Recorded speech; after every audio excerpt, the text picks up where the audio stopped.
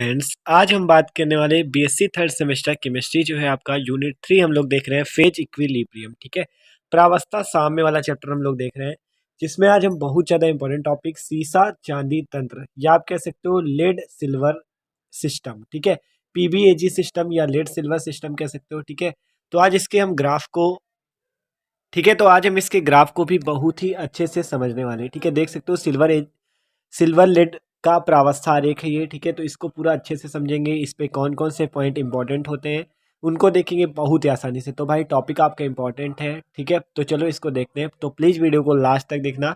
तो चलो इसको देखते हैं आसानी से।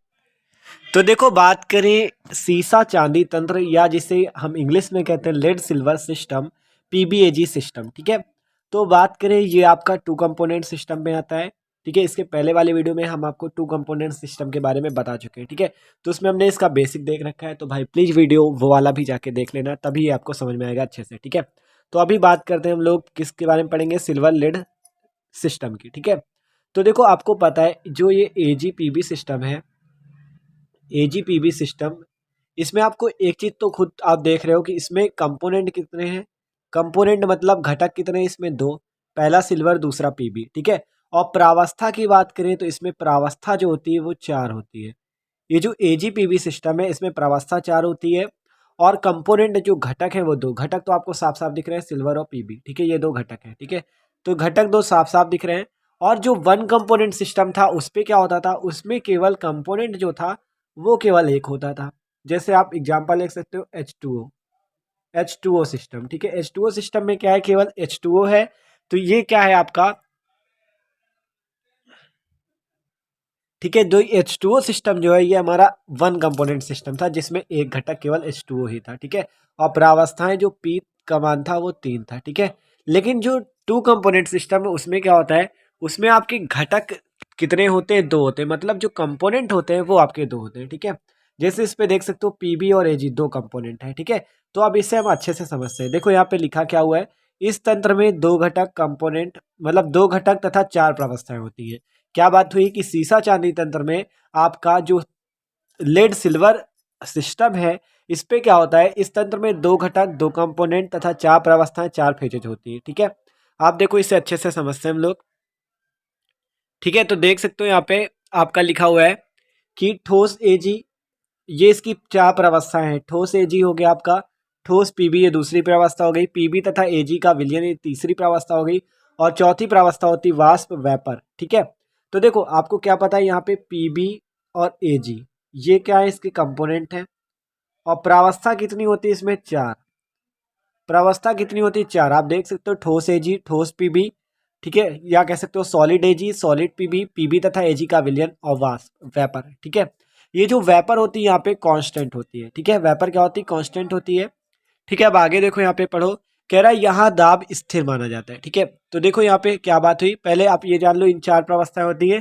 चार प्रावस्थाएं में हम ये जो वाष्प है इसको स्थिर मान लेंगे। ठीक है, और केवल बात किन तीन प्रावस्थाओं पे करेंगे, सॉलिड एजी सॉलिड पीबी पीबी तथा एजी का विलयन। ठीक है, अभी वो आपको आसानी से ग्राफ में समझ में आएगा। ठीक है, तो अभी इतना देखो केवल।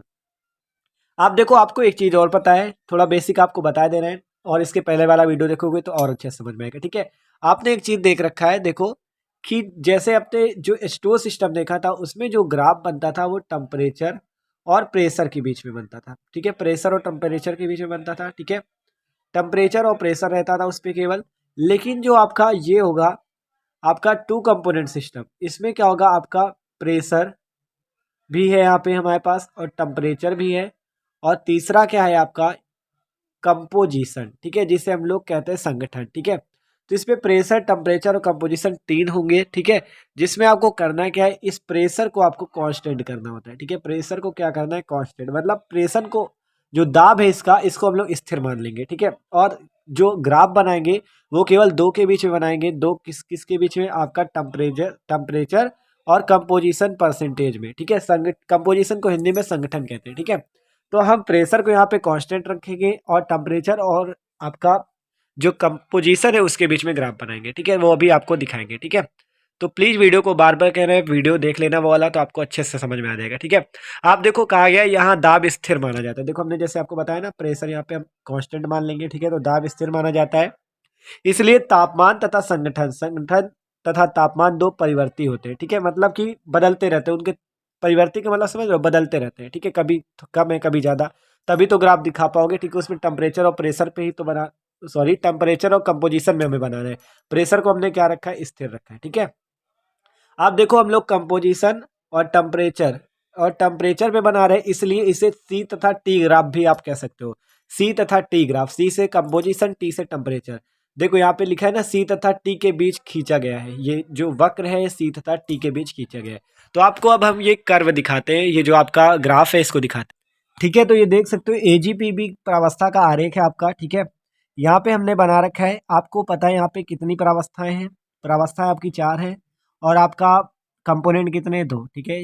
एजी और पीबी क्या है, कंपोनेंट, और प्रावस्थाएं 4 हैं, ठीक है, आपको बताई थी ना, जिसपे वेपर को हमें कांस्टेंट रखना है, ठीक है। तो अब यहाँ पे इस चित्र को आप समझो अच्छे से। ये जो ग्राफ है आपका, हमने किन किन के बीच में बना रखा है, जो ग्राफ है हमने कंपोजिशन, ठीक है, कंपोजिशन देख सकते हो यहाँ पे, कंपोजिशन वेट परसेंट लिखा हुआ है आपका, यहाँ पे टेम्परेचर लिखा हुआ है, ठीक है। तो टेम्परेचर और कंपोजिशन के बीच में हमने बना रखा है, और प्रेशर को क्या रखा है, कांस्टेंट रखा है, ठीक है। प्रेशर को हमने कांस्टेंट रखा हुआ है यहाँ पे, ठीक है। और टेम्परेचर और कंपोजिशन के बीच बना रखा है। तो आप देखो यहाँ पे ध्यान से समझो, कुछ नहीं, ग्राफ बहुत आसान है। आपको देखो सिंपल करना क्या है, आपको पहले हम बताते हैं बना के, ठीक है। तो देखो यहाँ पे कैसे बनाना है आपको, आपको सिंपल देखो यहाँ पे, जैसे हमने यहाँ पे ऐसे लिया हुआ है, ठीक है। अब आपको यहाँ पे एक तरफ टेम्परेचर रखना है, ठीक है, एक तरफ आपको यहाँ पे टेम्परेचर रखना है, एक तरफ प्रेशर रखना है, ठीक है, वो सॉरी कंपोजिशन रखना है, ठीक है, एक तरफ कंपोजिशन रखना है, ठीक है, एक तरफ क्या रखना है, कंपोजिशन, ठीक है, यहाँ पे क्या रखना है, कंपोजिशन। आप देखो यहाँ पे हुआ क्या है, आपका पहले केवल सॉलिड देख सकते हो, यहाँ पे लिखा हुआ है सॉलिड एजी, ठीक है, यहाँ पे केवल अभी सॉलिड एजी है, ठीक है। फिर उसका क्या बनता है, विलियन बनता है। देखो आपको कौन सा तंत्र बनाना है, सिल्वर और लेड, ठीक है, एजी और पीबी सिस्टम बनाना है। तो पहले यहाँ पे देख सकते हो केवल सॉलिड एजी है, फिर उसमें उसका लिक्विड बनाने के लिए आपको क्या करना पड़ेगा, इसमें पीबी मिलाना पड़ेगा, ठीक है। अभी केवल सॉलिड एजी है, देखो ध्यान से समझो, अभी केवल सॉलिड एजी है हमारे पास, ठीक है। अब उसका लिक्विड, उसका विलियन बनाने के लिए मैं क्या करना पड़ेगा, उस पर पीबी को मिलाना पड़ेगा। तो देख सकते हो हमने यहाँ पे पीबी को मिलाया, जिससे आपका जो टेम्परेचर, सॉरी, जब उसका पीबी को मिलाएंगे तो उससे क्या बनेगा, एक लिक्विड बनेगा, ठीक है। देख सकते हो वही है यहाँ पे, सॉलिड एजी प्लस लिक्विड लिखा हुआ है, ठीक है। सॉलिड एजी पहले था, फिर उस पर हमने एक लिक्विड मिलाया, सॉरी, ठीक है, फिर उसमें पीजी मिला के हमने क्या बना दिया, पीबी मिलाकर क्या बना दिया, लिक्विड, ठीक है। तो देख सकते हो यहाँ पे वही लिखा हुआ है, और इसी प्रकार यहाँ पे आपका सॉलिड पीबी प्लस लिक्विड लिखा हुआ है, ठीक है, सॉलिड पीबी प्लस लिक्विड लिखा हुआ है। ये भी आप समझ रहे हो ना, पहले सॉलिड पीबी था, फिर उस पर एजी को मिलाया और लिक्विड हमने बना दिया, ठीक है। तो देख सकते हो ये चीज़ है। आप देखो यहाँ पे, आप ध्यान से समझने वाली बात है इस ग्राफ को, देख सकते हो आपको यहाँ पे 961 डिग्री, ठीक है, देख सकते हो 961 डिग्री सेंटीग्रेड का यहाँ पे टेम्परेचर है।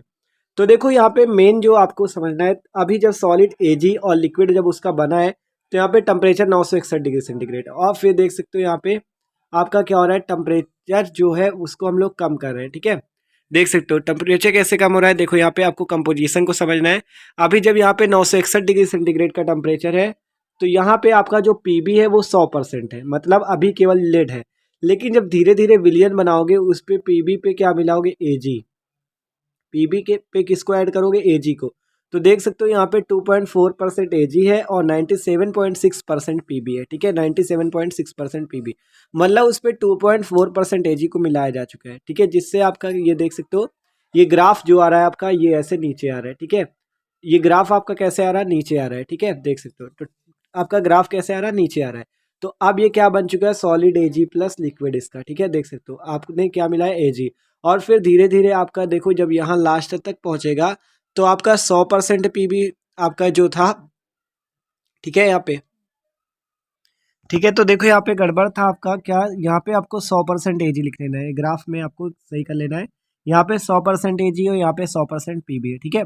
अब जब 100% एजी था, जब इसका एजी का ग्राफ आपका बनेगा, तो यहाँ पे एजी आपका जब धीरे धीरे पीबी को मिलाने लगोगे, आप लेड को मिलाने लगोगे, तो यहाँ पे 2.4% एजी है और 97.6% पीबी है, ठीक है। और फिर धीरे धीरे जब पूरा मिल जाएगा, तो उस पर आपका देख सकते हो यहाँ पे ये दिखाया गया, एजी की मात्रा कम हो गई है और पीबी 100%, अब मतलब पूरा विलियन बन चुका है उसका, ठीक है, ये दिखा रहा है। और इधर से देखना शुरू करोगे इधर से, तो ये ग्राफ जो आपका है इस पे आपका देख सकते हो 327 डिग्री सेंटीग्रेड पे आपका 100% पीबी है। और फिर जैसे जैसे हमने एजी को मिलाया, ठीक है, जैसे जैसे एजी को मिलाते चले जाएंगे वैसे वैसे इसका ये नीचे ग्राफ आता चला जाएगा। ठीक है, तो ये इसका ग्राफ हो गया। ठीक है, ये सॉलिड पीबी प्लस लिक्विड का है और ये सॉलिड एजी प्लस लिक्विड। ठीक है, और देख सकते हो यहाँ पे यूटेक्टिक सॉलिड एजी और यूटेक्टिक प्लस सॉलिड पीबी लिखा हुआ है। तो ठीक है, यूटेक्टिक आपका जो है इसको आप समझ सकते हो। ठीक है, ये आपका सिंपल यूटेक्टिक सिस्टम होता है। ठीक है, हम इसके पहले वाले वीडियो पे आपको बता चुके हैं सिंपल यूटेक्टिक सिस्टम क्या होता है, सरल, ठीक है, गलन क्रांतिक तंत्र क्या होता है इसके बारे में हम आपको बता चुके हैं यूटेक्टिक सिस्टम के बारे में।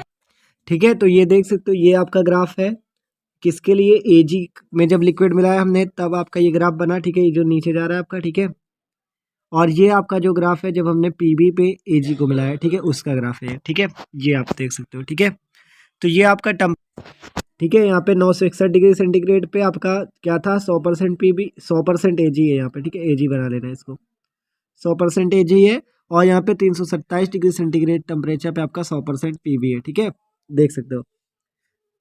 तो अब इसके पॉइंट्स को हम लोग अच्छे से पढ़ते हैं थ्योरीज की, तब आपको ये ग्राफ और अच्छे से समझ में आएगा। ठीक है, तो चलो देखते हैं। आप देखो इस कर्व के जो मुख्य बिंदु है उनको देखते हैं, मेन पॉइंट्स को। जैसे इस पे आपका वक्र ओए जो है, कर्व ओए, ठीक है, जो आपका कर्व ओए हो गया, कर्व बीओ हो गया और बिंदु ओ जो इसका बीच वाला बिंदु था। ठीक है, ये आपका वक्र ऐसे बना है। ठीक है, इस पे बिंदु ओ है यहाँ पे। ठीक है, और ये आपका जो एजी का दिखा रहा था यहाँ पे। ठीक है, एजी का वक्र था जब आपका एजी में पीबी को मिलाया और ये पीबी वाला था। ठीक है, तो इन दोनों कर्व में कर्व एओ हो गया आपका ये और कर्व बीओ हो गया ये। ठीक है, तो इनको देखते हैं हम लोग। तो चलो देखते हैं एक एक करके।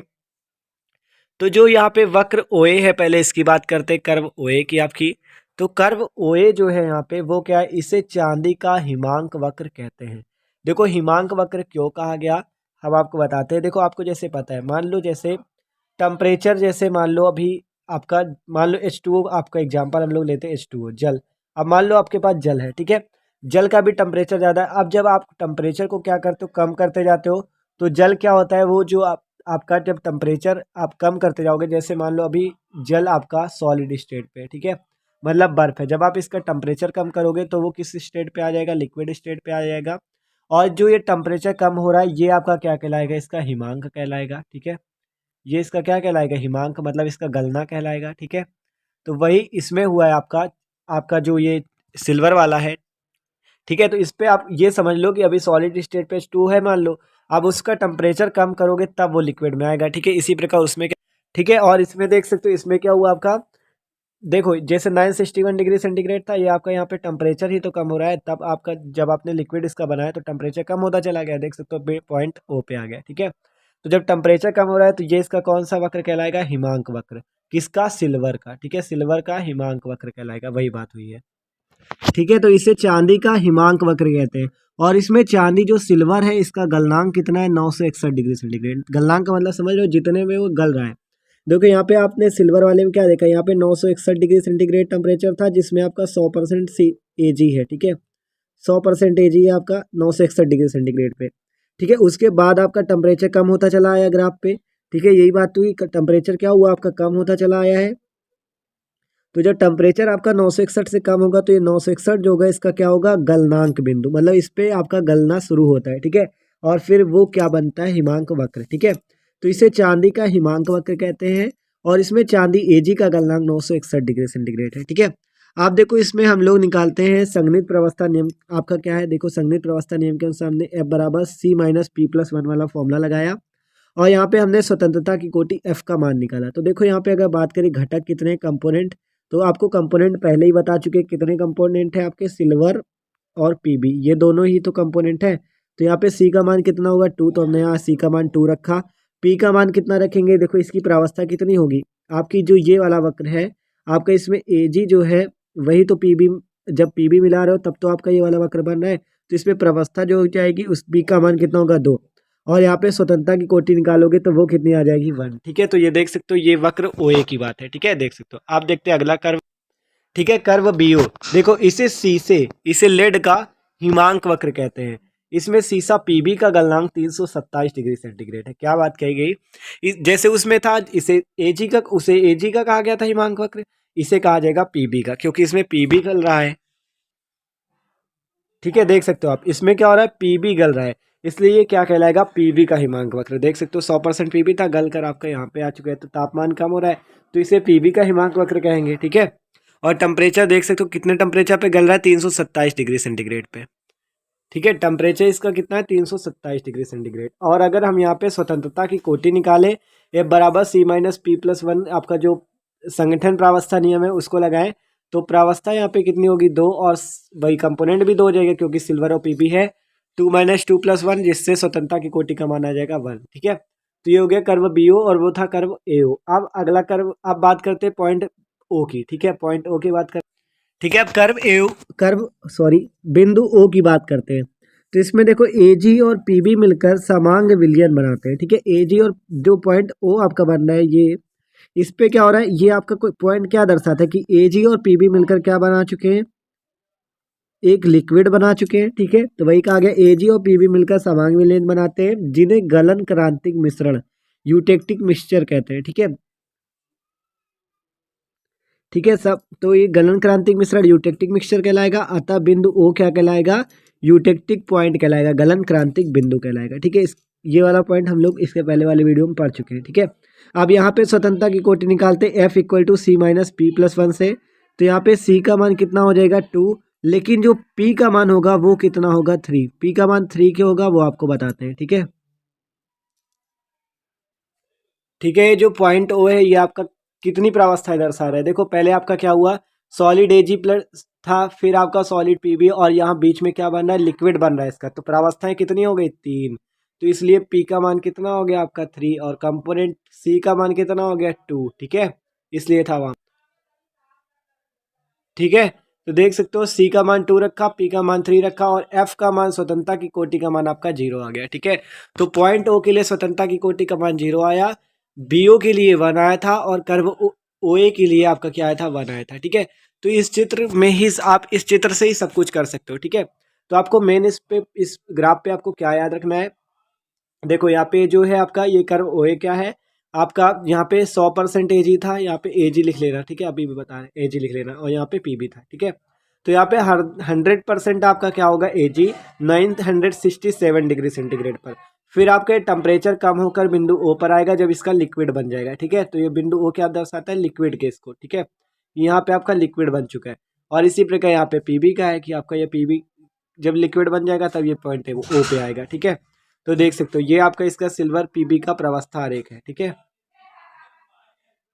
ठीक है, तो भाई देख सकते हो ये था आपका पीबीएजी सिस्टम, इंपॉर्टेंट था। तो यार वीडियो अच्छा लगा हो तो प्लीज़ लाइक भी कर देना। Okay, thanks for watching this video.